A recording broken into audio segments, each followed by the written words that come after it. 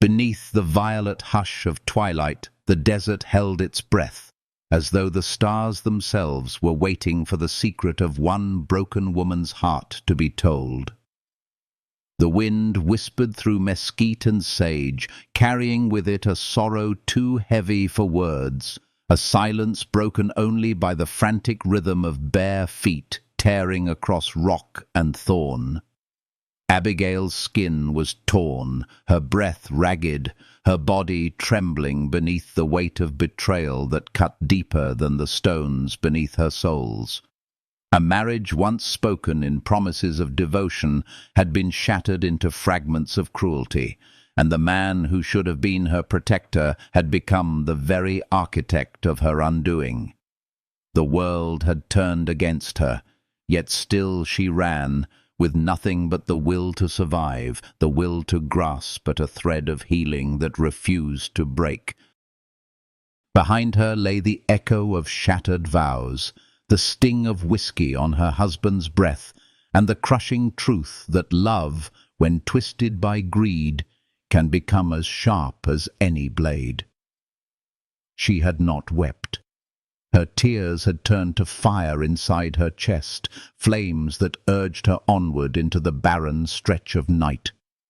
The desert was cruel, yet it was not as cruel as the walls she had fled. Stones cut into her feet, drawing lines of blood that marked her path like a scripture written in pain. But each drop carried her further from chains, closer to a chance at something that might one day resemble freedom. The moon hung low, pale and watchful, and it seemed to whisper that even the most wounded heart might yet find rest if it could endure the night. She collapsed at last by a dry stone well, her body folding upon itself like a bird with broken wings. Breathless, her trembling hands clutched the ragged board she had carried as her only shield, a useless token of dignity she refused to abandon. And through the blur of exhaustion she saw him, a silhouette against the firelight spilling from a lonely ranch house. Broad shoulders, silver at the temples, the stance of a man who had endured more winters than laughter. Abigail's heart hammered with fear, a cry bursting from her throat. Don't pull it away. Yet he did not reach for the board. He did not strike her, nor claim her as others had. Instead, in a gesture so simple it felt like grace, he drew the shirt from his back and draped it over her shoulders. The warmth of that fabric was more than cloth. It was sanctuary. It was a healing touch without hands, a promise spoken without words. The scent of wood smoke and earth wrapped around her, as if to tell her that cruelty had not swallowed the whole world, that kindness, though rare, still breathed in quiet corners of the earth. His voice came low and steady, like water across stone. "Ain't nobody hurting you no more, darling." In that instant, the night shifted. The stars above no longer felt like distant eyes, but guardians bearing witness to a story still unfolding. Her heart, cracked and bruised, felt a flicker of something she had thought dead long ago. Hope. Yet even as warmth seeped into her bones, shadows of guilt clawed at her chest. Behind closed eyes, she still saw blood spraying across sheets, the flash of iron in her grip, the body crumpling before she fled. Was he dead? Was she now hunted, not just as a runaway wife, but as a murderer? Every ragged heartbeat carried both relief and terror, as though the desert itself asked her whether freedom always comes chained to a price. She clutched the shirt closer, not only to cover herself, but to anchor her to this moment, to this stranger who had offered safety without demand. Inside the small ranch house, fire crackled soft against the silence, a lullaby of warmth that wrapped around the broken places of her soul. She lay on a cot, the shirt still hanging loose around her, wood smoke clinging to the fabric. Each time her eyes fluttered closed, she jolted awake, gasping, whispering to the emptiness, "I killed him. God forgive me." Her voice cracked like the brittle wood beneath her, and yet the man, Elijah, though she did not yet know his name, knelt beside her without judgment, his voice steady, calm, as though he had seen storms greater than her own. "Surviving don't make you guilty." The words fell into her heart like rain into parched earth, healing in their simplicity, and for the first time in years she dared to lift her gaze and not find condemnation staring back. His presence was not loud. It was steady, quiet, as enduring as the desert itself. She felt herself lean, if only slightly, into that calm, into the unspoken promise that she would not face this storm alone. Yet beneath the glow of the kerosene lamp, beneath the fragile peace that hovered in the air, her spirit still trembled with the question she could not silence. Had she truly escaped, or was she merely borrowing time before fate came thundering at the door? Dear heart, listening to this tale, if you feel its touch, let your soul rest for a moment in the healing quiet it brings. If the story stirs something within you, I invite you gently, leave a word in the comments, share where in this wide world you're listening from, and let others know they are not alone. If it feels right, press that like, subscribe, and keep walking with me through the chapters yet to come, for love and redemption often bloom in the most desolate places, and tonight is only the beginning. And so, with the desert still whispering outside, and Abigail wrapped in both borrowed cloth and fragile hope, the story moves forward, carrying us deeper into the uncharted land between despair and healing, where two broken souls may yet find one another. The morning sun crept across the desert horizon, painting the sky with strokes of rose and gold, as if even the heavens wished to offer a tender balm upon a world that had turned so cruel. Abigail woke with a start, her breath catching in her chest, the taste of ash and fear still heavy on her tongue. The shirt draped over her shoulders had slipped slightly in the night, and with trembling hands she pulled it closer, as though it were the only barrier between her and the darkness that still clung to her memories. The cot beneath her creaked, its rough wood pressing into her skin, yet it felt more merciful than the silken bed where betrayal had torn her open. Her heart hammered, every beat a reminder of the weight she carried, the guilt gnawing at her like wolves in the night. She sat upright, clutching the blanket, her lips whispering the words she dreaded to name aloud. "I killed him." The whisper rose into a broken sob, the sound tearing through the quiet of Elijah's home. Her voice shook, her whole body trembling with the confession. "I didn't mean to. I just wanted him off me. There was blood, so much blood. I can't remember if he breathed. Did I kill him? Did I?" The words spilled from her as though they had been locked inside for centuries, as though every syllable carried with it the jagged edge of shame. Elijah stepped into the room, his boots soft against the wooden floor, his face lined with shadows of old battles, but his eyes steady as stone. He did not rush to her, nor recoil from her grief. He simply stood, waiting until her sobs quieted enough for silence to fall between them like a fragile veil. Then, with a calm as deep as the desert night, he knelt so that his weathered eyes met hers. His words came slow, like water smoothing stone. "Surviving don't make you guilty."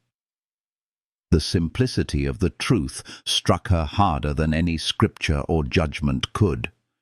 His voice, steady as an old hymn, soothed the jagged edges of her spirit. Healing, that rare and precious balm, seeped through the cracks of her heart. For the first time since she fled, she breathed without drowning.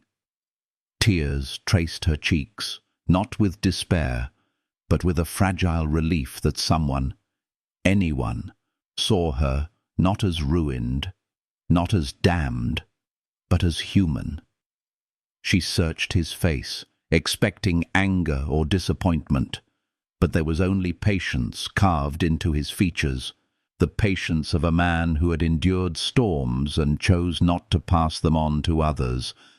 In the quiet she felt something stir, a faint flicker of belonging, as though this ranch, this stranger, might become more than a passing refuge. Yet fear still curled in the corners of her chest, whispering of footsteps behind her, of eyes waiting in the dark. She pressed the fabric of his shirt tighter against her skin, desperate to anchor herself to something steady. Outside, the ranch was waking. The crackle of the fire, the low murmur of wind pushing against the walls, the faint caw of a distant crow. Each sound grounded her in a world that was still turning, a world that had not collapsed with her old life. She rose from the cot, unsteady but determined, her bare feet meeting the cold boards. Elijah moved aside, giving her space, never crowding her, never demanding she be anything more than what she was, a woman struggling to stand. At the table, he set a tin cup before her, filled with cool water that glistened in the lamplight. She lifted it with trembling hands, the first sip stinging her throat, the second filling her lungs with something close to peace. "Thank you," she whispered, though the words felt too small to contain the depth of her gratitude.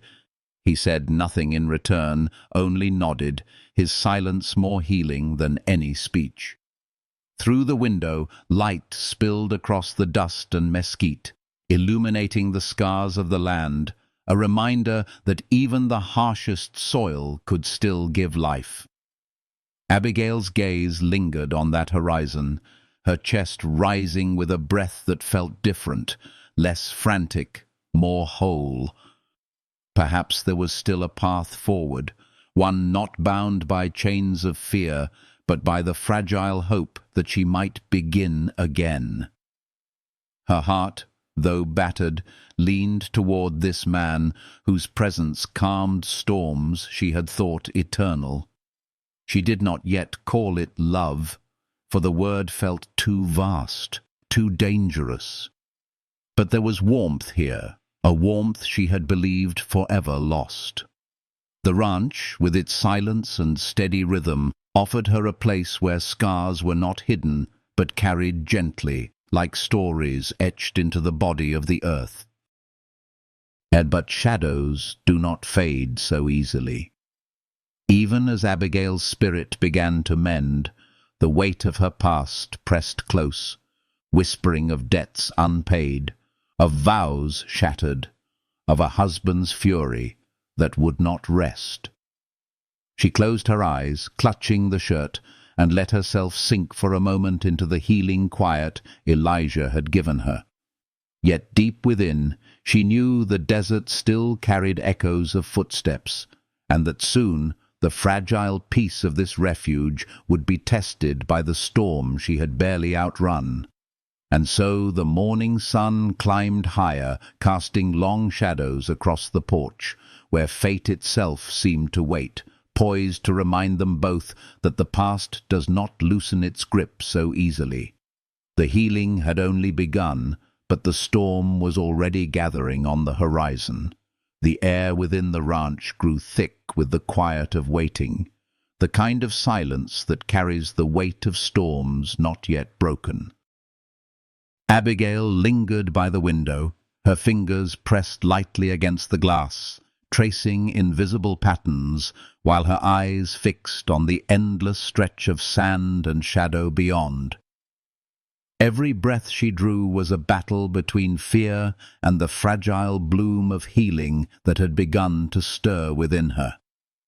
Though Elijah's presence steadied her, though his calm seemed carved from stone and kindness alike, the memories clung like smoke that refused to clear. She could not silence the image of blood splattering across walls, nor the echo of her own scream when the poker struck. Guilt gnawed, whispering that she had crossed a line she could never step back from.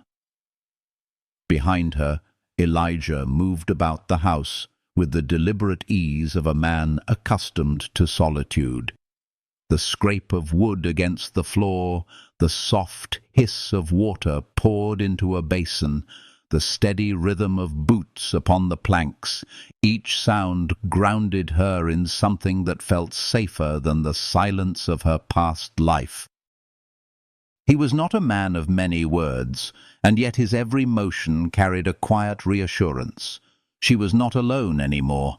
Abigail pressed her forehead to the cool glass, whispering to herself, "What if he's still alive? What if he comes for me?" The words were barely audible, carried away by the faint creak of the boards as Elijah stepped closer. He did not answer immediately. He never rushed, never tried to smother her fear with hollow comfort. Instead, he let the silence stretch until his voice came low and steady, like a promise carved into earth. "Then you ain't facing it alone." The words slipped into her chest like balm, healing something raw and unseen. She turned her head slowly, her eyes catching the glow of the firelight that traced the lines of his weathered face. No pity lingered there, no judgment. Only a kind of strength she had forgotten existed, the kind that did not demand, did not claim, but simply remained. Her breath trembled, and for the first time in years she let her shoulders soften beneath the weight she carried. Night pressed harder against the windows, the desert beyond stretching into endless dark. Abigail lay once more on the cot, Elijah's shirt loose around her frame, her body curling into the fabric as though it might shield her from every shadow. Yet peace, fragile as it was, did not last long. The sound came suddenly, the thud of boots on the porch, harsh and unrelenting, followed by the crash of the door flung open. Curtis filled the doorway, his frame swollen with rage, his eyes red and wild with drink. In 2 strides he was upon her, his hand tangled in her hair, yanking her back with a cruel shout. "You're my wife! You're coming home with me, filthy or not!" Abigail cried out, her voice ragged with terror, clutching Elijah's shirt tighter against her chest, as though it were the last piece of her she could call her own. Her gaze shot toward Elijah, the only anchor she had left. The old rancher rose slowly from his chair. He did not shout, did not rush, but the scrape of his chair against the floor rang with the weight of a storm ready to break. His steps were heavy, deliberate, the kind of steps that carried both warning and certainty. Curtis's arm lifted, his hand poised to strike, but Elijah's hand moved first. High above the mantel, his fingers closed around a relic older than both men combined, a pistol, its barrel worn but still true. He leveled it steady, his voice cutting through the air like lightning across desert sky. "You lay another hand on her, and I swear to God I'll wipe out the raw name tonight." The room froze. Curtis's hand trembled in the air, his rage clashing with the steel in Elijah's eyes. He knew in that instant there would be no bluff, no mercy. Elijah was a man who did not draw lines lightly, but once drawn, they could not be crossed. With a snarl, Curtis shoved Abigail aside, stumbling back toward the door. His words cracked with fury as he spat, "This ain't over, old man!" Then the door slammed, leaving only silence and the echo of his threat. Abigail stood shaking, her tears streaming, her breath broken and shallow. Elijah lowered the pistol with the same calm he had raised it, setting it gently back upon the mantel. He turned away, offering no gloating, no speech. His silence spoke more than any victory cry could. Her knees weakened, and she whispered through trembling lips, "You saved me again." Her words cracked in the air, fragile and uncertain, like a candle flame fighting the wind. Elijah poured her a glass of water, slid it across the table, and returned to his chair as though nothing had shifted, though everything had. The firelight flickered, the house breathing once more into its fragile quiet. Yet Abigail knew the storm had only retreated for a time. The desert did not forget, and the past did not loosen its grip so easily. Still, with Elijah near, she felt something rare and sacred, a healing warmth, a fragile promise that maybe, just maybe, her story did not end with blood and fear. And so the night stretched on, the silence heavy yet comforting, until the dawn that would bring not peace, but the law itself riding to Elijah's ranch, carrying with it the weight of judgment and the test of how far love, even unspoken, could truly protect her. The morning broke sharp and pale, a sky washed clean by desert winds, yet Abigail felt no peace in the light. She stood barefoot on the wooden porch, Elijah's shirt still wrapped around her, the boards creaking beneath her weight, as her eyes scanned the endless stretch of horizon. Every gust of wind carried with it a threat, every sound in the distance curled into her chest like a warning. She had thought the night before might have been the end of her terror, but the echo of Curtis's rage still burned in her ears, and his vow lingered like a curse. This ain't over. Her hands tightened on the rail, knuckles white, as if gripping the wood might anchor her against the storm that was already on its way. Elijah stepped outside, his presence steady as the earth beneath them. He carried no haste, no signs of alarm, but his narrowed eyes scanned the same horizon with the patience of a man who had learned long ago that storms cannot be stopped, only faced. When the riders appeared, the dust rising behind their horses, Abigail's stomach clenched. Curtis rode first, fury carved deep into his face, but it was the second rider that froze her breath. The glint of a sheriff's badge caught the morning sun, and dread poured into her bones like cold water. The riders halted before the ranch. Curtis's voice split the quiet, raw, and venomous. "That's my wife. She ran off, and this old fool is keeping her. Arrest him. Bring her home where she belongs." His words struck like chains, as though he could bind her with lies and ownership. Abigail clutched the shirt tighter against her chest, her voice breaking as she cried out, He sold me for a debt." The air trembled with her confession, each word a whip-crack of truth that stripped away the last of her silence. The sheriff, Jeb Crowley, sat tall in his saddle, his eyes never leaving Elijah. Time seemed to pause between them, memory weaving itself back from the smoke and mud of a battlefield long past.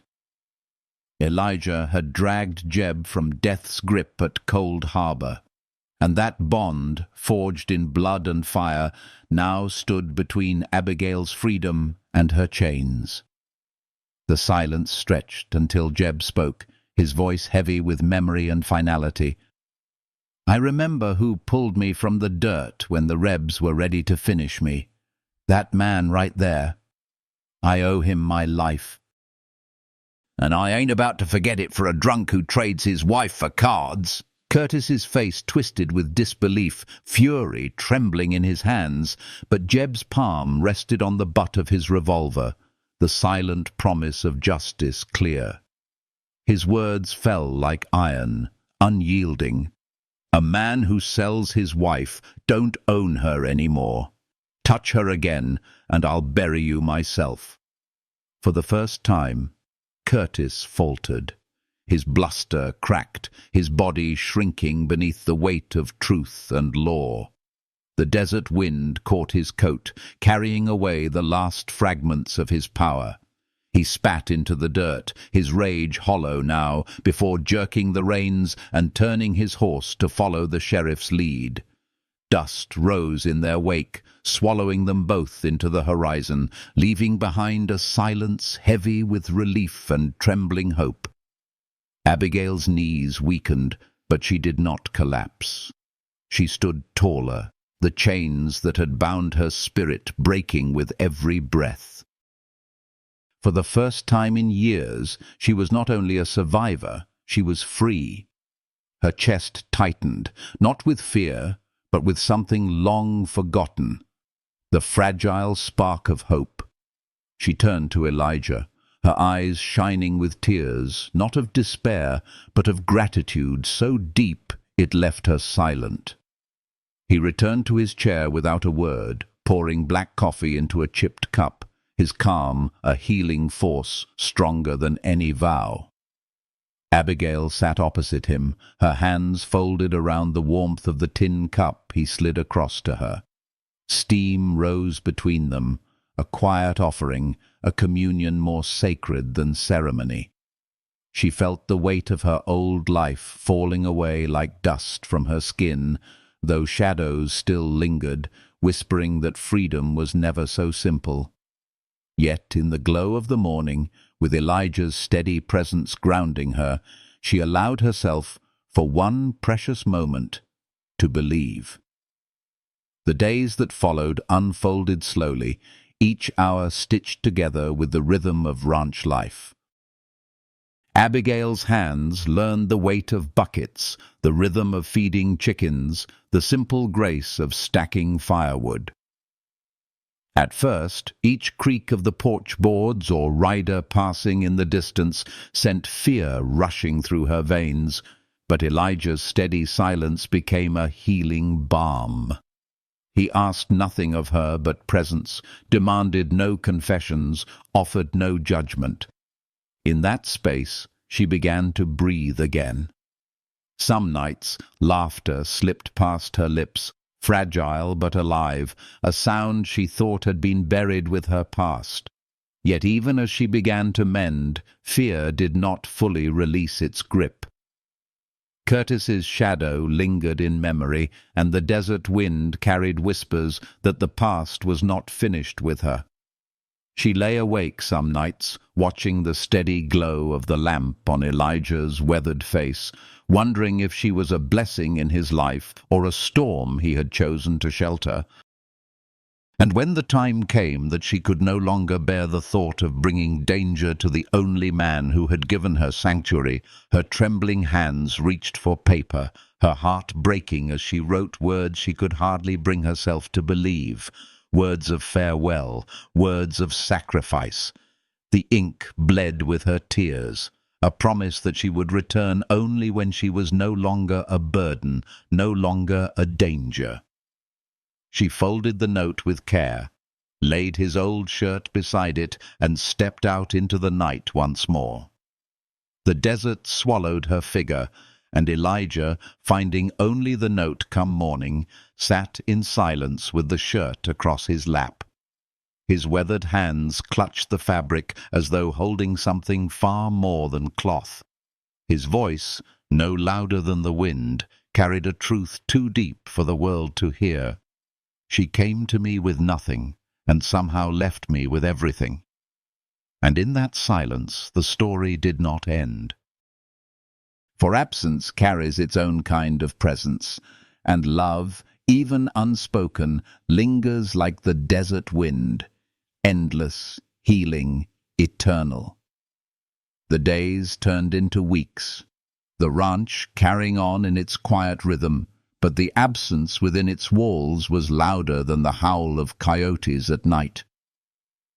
Elijah rose each morning with the same steady hand, feeding the stock, mending fences, splitting wood, yet every movement bore the weight of what was missing. The cot remained empty, the shirt folded neatly across the chair where she had left it, and the faint scent of her lingered in the house like a ghost that would not leave. He had known solitude before, had endured years of silence without complaint. But this was different. This silence was not the companion of peace. It was the echo of a laughter that had begun to take root, the shadow of footsteps that had given life back to worn boards, the warmth of a presence that had left him with more than he realized. At dusk, he would sit on the porch, cup of black coffee cradled in his hands, and watch the horizon. The desert stretched endless, its colors bleeding gold into violet, its wind whispering secrets older than any man. He thought of her then, bare feet in the dust, hands trembling as they carried water, the way her eyes had shifted slowly from terror to something softer. He thought of how she had leaned into his silence, how his words had wrapped around her wounds, not with answers, but with steadiness. And he wondered if she was safe, if the desert had swallowed her, or if she was still running, carrying guilt and fear that should never have been hers. The shirt remained his tether, its fabric worn and faded, but carrying the weight of her presence. Some nights, when the stars burned fierce against the black sky, he held it across his lap, his rough hands smoothing the fabric with a gentleness that surprised even him. He was not a man who prayed often, but with the shirt in his grip, he whispered words into the night as if they might reach her wherever she wandered. Not pleas for her return, he would never chain her with his need, but wishes for her healing, for her heart to find peace, for her spirit to remember that she was not broken beyond repair. Abigail, far from the ranch, walked the desert roads with nothing but the strength of her will and the ache of farewell in her chest. Each night she lit small fires, their smoke curling into the heavens, and she wondered if Elijah, too, sat by his fire, remembering her. She carried the memory of his voice like a shield. Surviving don't make you guilty. Those words became her prayer, her mantra whispered with each step. She felt the fear claw at her, the memory of Curtis's fury, the shadow of blood she could not forget. But Elijah's calm had rooted itself deep inside her, and though she trembled, she did not collapse. The healing had begun, even in her absence, for love sometimes works best in the silence between hearts. When the sun beat down relentless, she remembered the cool water Elijah had offered her, the way it slid into her chest like life itself. When loneliness struck, she remembered the way he never demanded, never judged, only gave space wide enough for her to breathe. Those memories stitched her back together, thread by thread, giving her strength to endure each new dawn. She had thought she left to protect him, but each mile revealed a truth she had not yet named. She was also protecting herself, learning to stand on her own legs, to trust her own breath, to know she was more than the shadows that had been forced upon her. Back at the ranch, Elijah moved through the days as though they were chapters in a book he had already read. Yet beneath the steady motions of his work, his heart carried a flame he did not extinguish. He had seen what cruelty could do to a soul, and he had seen what kindness could mend. He knew the desert had a way of testing all who wandered it, but he believed, with a quiet certainty, that she would endure. For he had glimpsed her strength in the way she struck against darkness, in the way she fought through blood and fire just to breathe again. The nights grew longer, winter winds beginning to sweep across the plains, and still the cot remained untouched. He no longer looked at the door expecting her to appear, but the hope lingered all the same, like a lantern that refused to burn out. And in the stillness of those nights, when he spoke into the dark, it was not with grief, but with reverence, as though her spirit had already bound itself to his in ways neither time nor distance could undo. And somewhere beneath that same sky, Abigail paused by a fire of her own, staring into the flames as tears slipped silently down her cheeks. She thought of Elijah's hands, steady and worn, of the way his silence had healed her more than words ever could. Her heart ached with longing, yet within that ache was strength. She was not the same woman who had run barefoot and bleeding into the night. She was becoming something else, something freer, and though the path was lonely, it was not without hope. The desert stretched wide, holding them apart, yet also binding them in its vast, unbroken silence. And both knew, though neither spoke it aloud, that stories carried on even in absence, that love often blooms most fiercely in the spaces where words cannot reach. And as the winds shifted and the stars burned on, fate itself seemed to stir, preparing the moment when two paths, torn apart by fear and bound by unspoken tenderness, would cross again beneath the same endless sky. The desert had its way of testing every soul that wandered too long across its dust, and Abigail learned quickly that freedom was never light. It came with weight, with hunger, with silence that stretched into her bones. Yet each mile she walked away from Elijah's ranch, she carried with her something new, something fragile and unspoken, the memory of healing.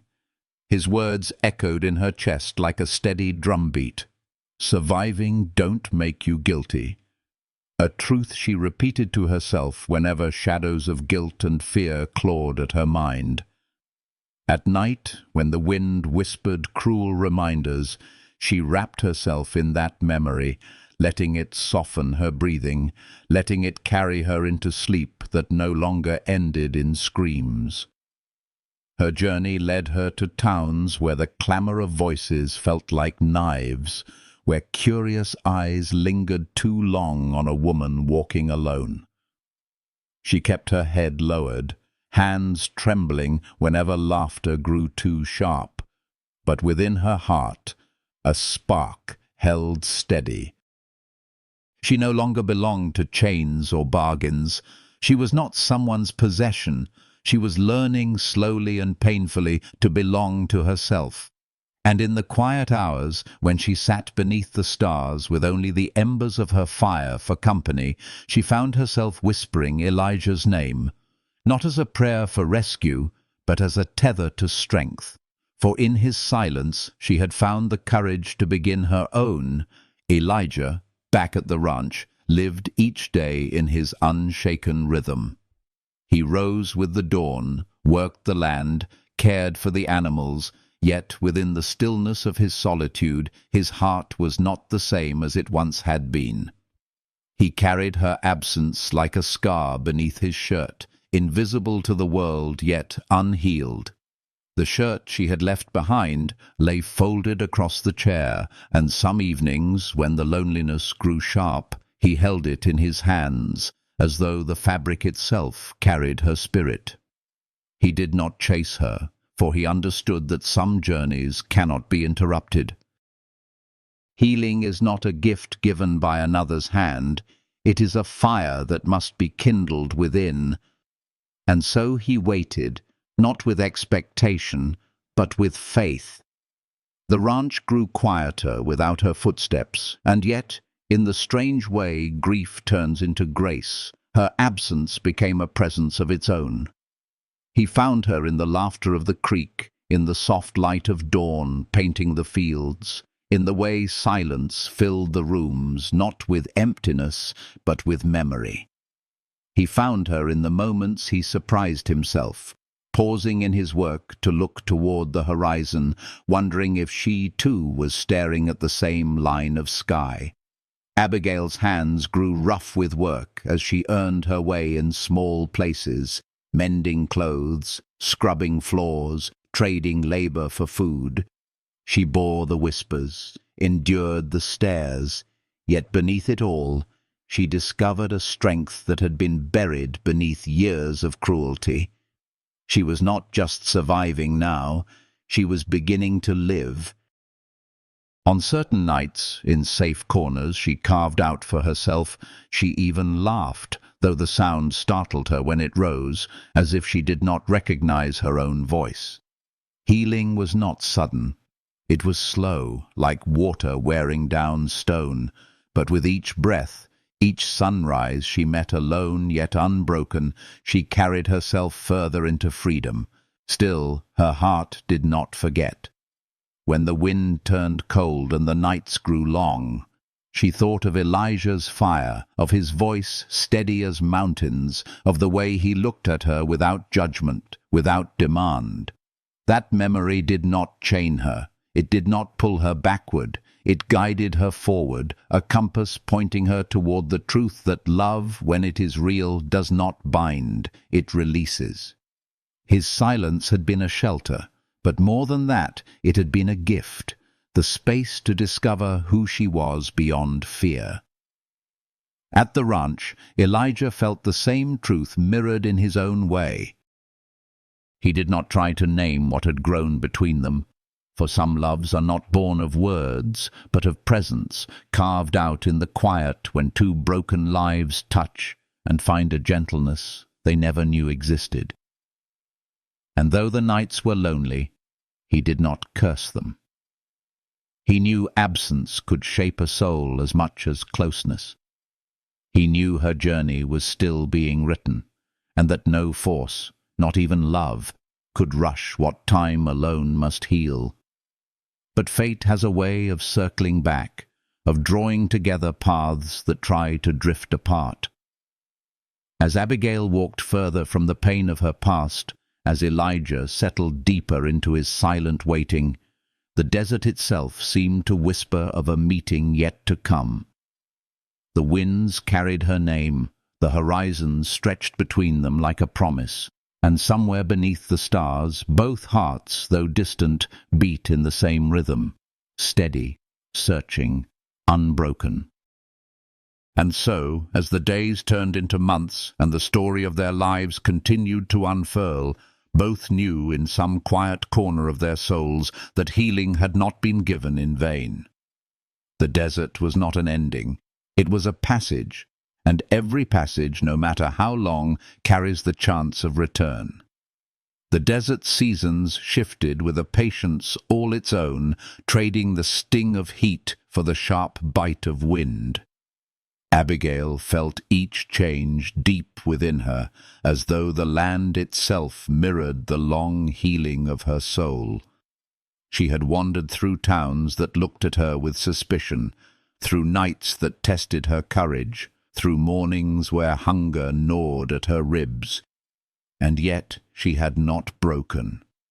Each dawn she rose, carrying buckets, working with blistered hands, mending clothes by candlelight, trading her strength for shelter. She bore the scars of her past, but each scar, instead of binding her, became a mark of endurance. She began to understand that survival was not shame, but proof of her spirit's refusal to die. In quiet corners of her solitude, she remembered Elijah.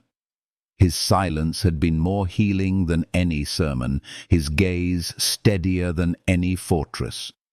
Sometimes she closed her eyes and imagined the sound of his boots against the floorboards, the scrape of his chair, the low rasp of his voice telling her she was not guilty for breathing. She had thought she left to save him, to keep danger from his door, but she began to see another truth. She had left to prove to herself that she was not only a survivor of pain, but a seeker of life. And yet, in the deepest chambers of her heart, she knew she would carry him always, like a lantern that could not be extinguished. Elijah, alone at the ranch, lived in the rhythm of his labor, yet his solitude was never quite as it once had been.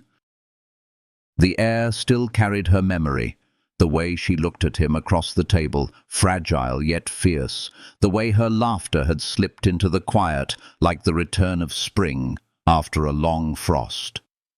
At night, when the desert winds scraped against the shutters, he would sit by the fire, her folded note resting near, the shirt still across his lap. His heart did not ache with bitterness, only with longing softened by acceptance. Love, he knew, was never about possession. It was about presence, even in absence, even when the world pulled two souls apart.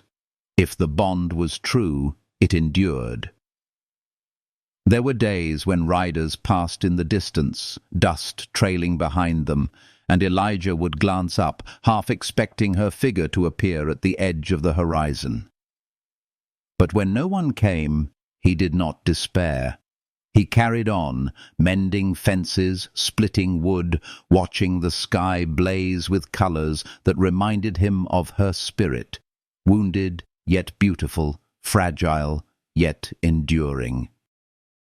He told himself that somewhere beneath the same stretch of sky she was learning, breathing, surviving, and that was enough to keep his heart steady. Abigail, wandering further still, began to find fragments of herself she thought had been lost forever. She discovered she could laugh without shame, that she could sing quietly to herself beneath the stars, that she could walk into a market and not lower her gaze. People came to know her not as a wife traded like a debt, but as a woman with quick hands and a quiet resilience. And though shadows of fear still lingered, they no longer ruled her steps. In the hush of twilight, she often looked westward, and in her silence she whispered gratitude, for Elijah, for the refuge he had given, for the words that carried her when her own strength faltered. But the desert does not forget, and fate, with its endless patience, weaves paths that circle back when least expected. Abigail, though she had walked far, began to feel the pull of return, not in guilt, but in yearning. For healing had not erased the truth that her spirit and Elijah's had touched in a way that distance could not undo. She carried within her the memory of his kindness, the shelter of his silence, and the warmth of his steady gaze. And that memory grew not weaker with time, but stronger, like roots spreading quietly beneath the soil. Elijah, beneath the same stars, felt it too. Though he did not speak it aloud, though his days remained wrapped in the labor of survival, his spirit waited in its own quiet way. He did not chase, he did not search, but he left the door unbarred, the lamp burning low at night, as though preparing for a return he could not name, but still believed in. His faith was not loud, not desperate, but steady. A healing kind of faith that trusted the desert to carry her back when her steps were ready. And so, two hearts, distant yet bound, continued their journeys apart, each step shaping them, each mile deepening the quiet thread that connected them. Healing had taken root. Hope, though fragile, had not been extinguished. And as the wind carried whispers across the desert night, it seemed to murmur of a day soon to come, when paths long parted would converge once more beneath the endless sky, and love, wordless but unbroken, would finally have its chance to bloom. The desert evening stretched wide, the sky unfolding in a tapestry of indigo and silver, stars burning like candles set upon velvet. Abigail's journey had carried her through fire and shadow, yet it was here, beneath this endless dome of light, that her path turned once more toward the place she had fled, the ranch that had first shown her the fragile miracle of kindness. Her heart trembled as she approached, her steps slow, her breath shallow, as though each pace forward carried both the weight of fear and the promise of healing. She had told herself she would not return until she was no longer a danger, until her spirit could walk upright without shame. And now, after seasons of wandering, she found herself standing once again at the edge of Elijah's land, her heart pounding like it had that first night when she had collapsed in dust and despair. Only this time she was not broken in the same way. She had scars, yes, but scars are proof of survival, proof that wounds can close and strength can grow in the places once torn apart. Inside, Elijah sat by the fire, the room wrapped in quiet, the shirt she had left folded across his lap. His hands, rough with work and weather, traced the fabric as though it were a relic of something sacred. He did not expect her return, yet his spirit had never fully released her. When the knock came, soft, trembling, uncertain, his heart stilled. He rose slowly, each step measured, until the door creaked open. There she stood, framed by the night, her hair tangled by the wind, her eyes glistening, not with terror this time, but with something deeper, steadier. Hope. For a moment, neither spoke.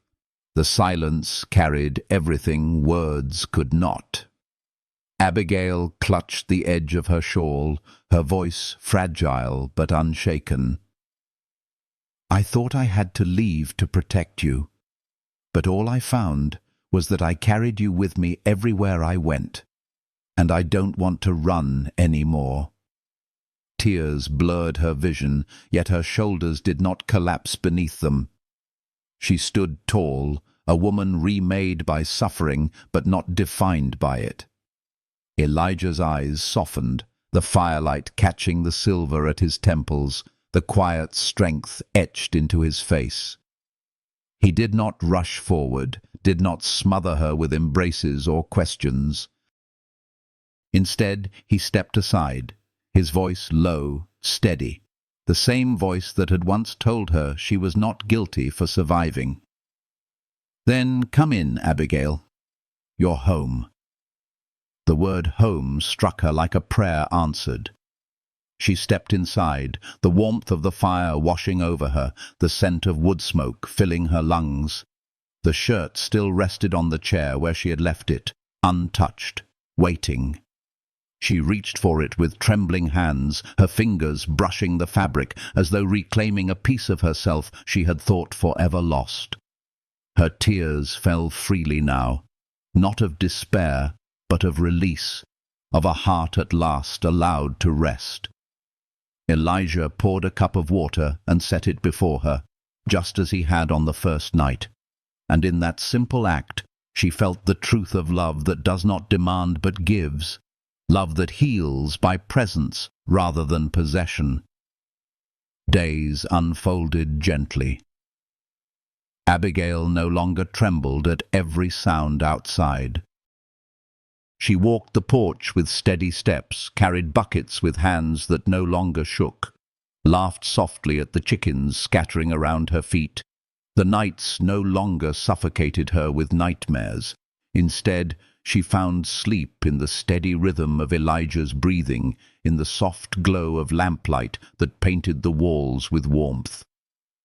Healing did not erase the past, but it wove the pain into a new fabric, one where scars became part of her strength, one where love could grow slowly, tenderly, without fear. There were moments, sitting together in the hush of evening, when words seemed unnecessary. A shared glance, a quiet nod, a smile half hidden beneath shadows, these became their language. And though neither spoke the word aloud, Both knew love had taken root, not as a fire that consumed, but as a steady flame that warmed and endured. It was a love born not of possession, but of freedom, not of desperation, but of healing. The desert around them still carried whispers of storms, but within the walls of the ranch, peace grew. Abigail found her place not as a burden, not as a broken woman begging for sanctuary, but as a partner in the quiet rhythm of survival and grace. Elijah, once a man who had accepted solitude as his only fate, found himself surprised by laughter that softened his silence, by warmth that filled the spaces absence once haunted. Together they built not a story of rescue, but of renewal, proving that even in the harshest lands, love could take root and bloom. And so, as the stars stretched endlessly above, two lives once shattered found their way into wholeness, not perfect, not untouched, but real and enduring. Their story became not just one of survival, but of the gentle miracle of healing love, a reminder that even in the bleakest deserts, hearts can find one another and create a home.